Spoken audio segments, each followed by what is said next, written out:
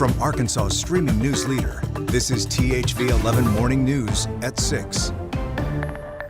Good Thursday morning, everybody. Thanks for joining us here on THV 11 and streaming on your TV with THV 11 Plus.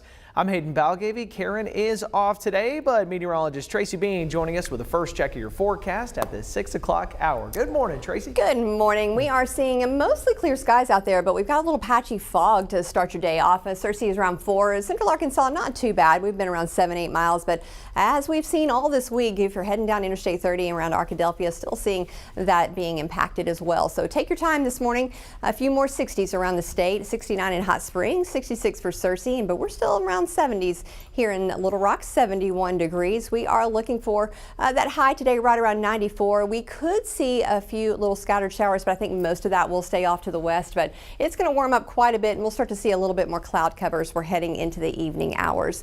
As we are looking at those temperatures, again, officially fall on Monday. We're going to get rid of those 90s at least for a little while and then drop down into the 80s. And finally, next week, we're going to start to see a little bit of relief and maybe meet those averages for those temperatures for this time of year. But those rain chances, they stick around for this entire forecast period. We'll talk about what to expect coming up in a few minutes. Developing news this morning, a deadly shooting in York County, Pennsylvania. 3 police officers are dead and 2 others critically wounded after gunfire Wednesday afternoon. Investigators say the officers were responding to a domestic incident. The shooter is confirmed dead, and authorities stress there is no threat to the public. The deadly scene unfolding on a rural road surrounded by farmland with dozens of police vehicles blocking off the area. Pennsylvania Governor Josh Shapiro expressing condolences to the officers' families, calling the shooting a wake-up call for the state and for society. This kind of violence isn't okay. We need to do better as a society. We need to help the people who think that picking up a gun, picking up a weapon is the answer to resolving disputes. We need to do better when it comes to mental health. Doctors say the injured officers remain in critical but stable condition. State officials add that Attorney General Pam Bondi has reached out, offering support to York County and to the state. ABC has indefinitely suspended Jimmy Kimmel Live after comments the late-night host made about the man accused of killing conservative activist Charlie Kirk. Kimmel was seen leaving his studio on Wednesday following announcements that local broadcast groups Sinclair and Nexstar would preempt his show. ABC has not explained the decision. The move drew praise from President Trump overseas, who called it, quote, great news for America. Also, the White House has reiterated its condemnation of certain commentary on Kirk. FCC Chairman Brendan Carr, a Trump appointee, also commenting on broadcast networks during a conservative podcast. They have a license granted by us at the FCC, and that comes with it an obligation to operate in the public interest. These companies can find ways to change conduct, to take action, frankly, on Kimmel, or there's going to be additional work for the FCC ahead.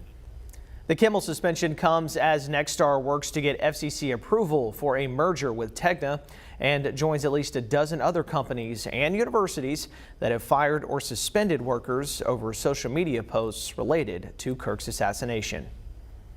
Meanwhile, Russellville School District is scheduling a special board meeting after an investigation into social media comments by a district employee. Leaders called the post insensitive, saying, quote, it does not reflect the values or meet the expectations of the Russellville School District. The board plans to take up their issue next Thursday. And even though it involves personnel, the district confirms the meeting will be open to the public. The Benton County Sheriff's Office arresting 2 women accused of vandalizing a memorial for Kirk at the Benton County Courthouse this week. The video on your screen, posted by a justice of the peace, shows the person tearing signs and kicking candles at the memorial. Detectives say 23-year-old Carrie Rollo and 22-year-old Kaylee Rollo face felony criminal mischief charges. Kaylee also faces an additional charge of obstruction of governmental operations. The sheriff says acts of vandalism, especially against community memorials, will not be tolerated. Both women are being held awaiting a bond hearing. The body of a man who went missing in Lake Norfolk this week has been found. Authorities say 49-year-old Glenn Bradley of Baxter County tried to swim to shore from a broken down boat near Point 5A on the lake, while another person remained in the boat. Search efforts Monday night and Tuesday did not locate him, but on Wednesday morning his body was spotted floating in the Float Creek area. Bradley's body has been turned over to the coroner and will be sent to the state medical examiner for an autopsy. Staying in Northwest Arkansas, the city of Fayetteville could lose state funding as Arkansas Attorney General Tim Griffin accuses the city of violating state law. In a letter, Griffin claims the city broke the law by adopting a sanctuary policy in response to ICE activity. The dispute stems from a June incident when Arkansas State Police requested help from Fayetteville police. The city confirmed an officer responded but left after seeing ICE personnel on site.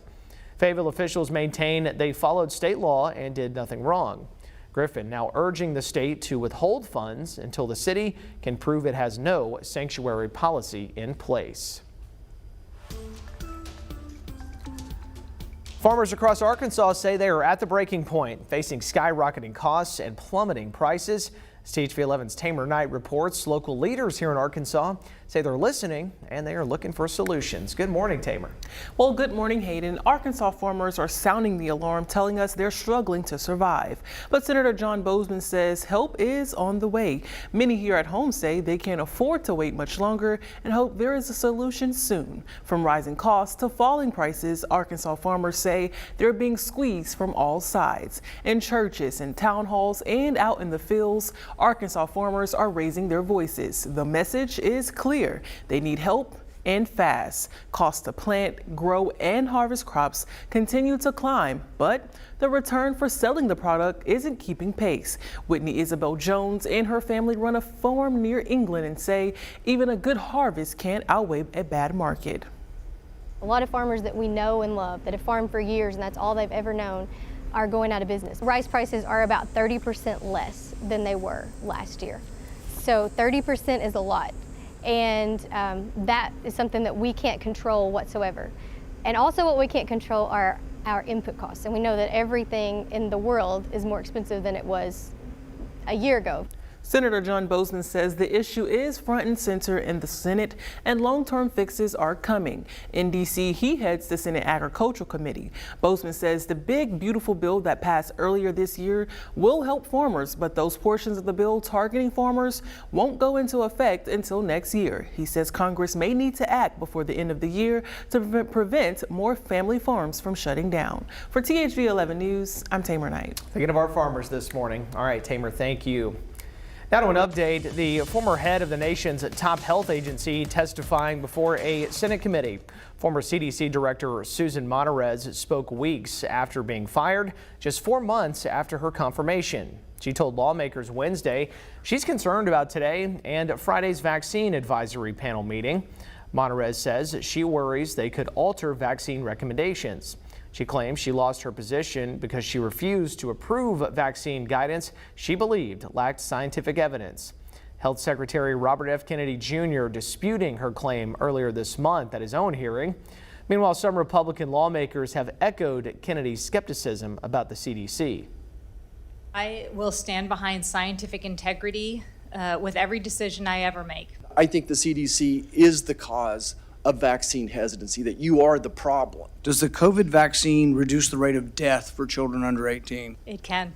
Once again, it can. That's a ridiculous answer. No, it doesn't. A spokesperson for the Health and Human Services Department says Monterez left out important details and included factual inaccuracies in her testimony. 6:08 on your Thursday morning. Let's send it back over to Tracy, helping us plan our day. And the 90s. I just see the 90s again and again. But just one more day, Hayden. One Tomorrow, more day. We gotta be positive. Now, it's not going down a ton, but it's not 90. So I do love that. Yeah. Daily planner for today. Plenty of sunshine starting off this morning with those temperatures in the 70s. And we're going to warm up again, as Hayden said, in those low to mid 90s. But a little cloud cover headed our way. We could see a stray shower, but I think most of those will stay out west a little bit. But for tomorrow, we don't see one 90 on here. That's exciting. We do see a bit more cloud cover. We could see a little rain tomorrow morning, and we could also see some as we're heading into the evening hours as well. Not widespread. I think that better chance is going to come, though, across the portions of the state. We'll talk more about your weekend forecast coming up.